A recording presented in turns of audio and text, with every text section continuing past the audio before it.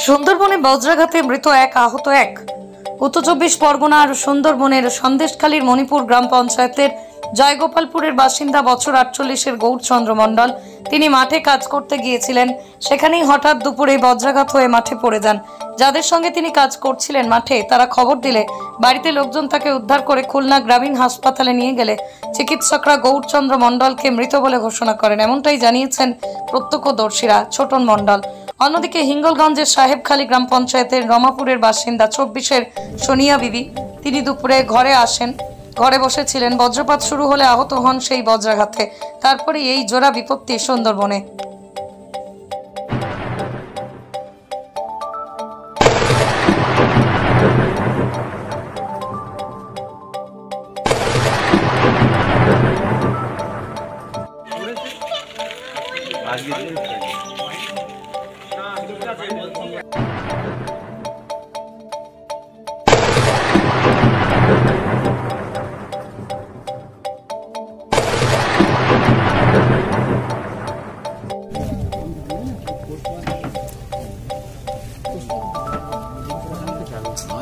আনবে কেন? তুমি তো আর আনবে না।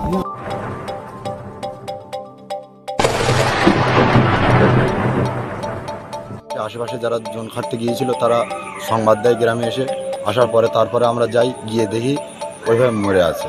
তারপর আমরা তুলে ওখান থেকে গ্রামীণ খুলনা হসপিটালে আমরা নিয়ে আসি। তারপর ডাক্তারবাবু বলে যে মারা গিয়েছে। ওনারা স্বামী স্ত্রী দুজনেই। আপনার ছেলে নেই? না, ছেলে মেয়ে কেউ নেই। ওনার বাড়ি কোথায়? জয়গোপালপুর। ও, উনি কি রোজকার দিনে কি নিজের জমিতেই কাজ করেছেন? নিজের জমিতেই কাজ করছিলেন। ও, আপনারা কিভাবে জানতে পারলেন? আপনাদের কে জানেন? আমাদের ওই যারা ওই জন খাটছিল একসাথে ওদের মাঠে, তারাই এসে গ্রামে বলার পরে আমরা দৌড়ে যাই, গিয়ে সেখান থেকে আমরা এই হসপিটালে নিয়ে আসি। ওনার কোথায় পড়ে গেছিলেন উনি? বিলে মাঠেই। মাঠেই পড়েছিলেন? মাঠেই পড়েছিলেন। আচ্ছা, আপনার নাম কি রয়েছে? আমার নাম ছোটন মণ্ডল।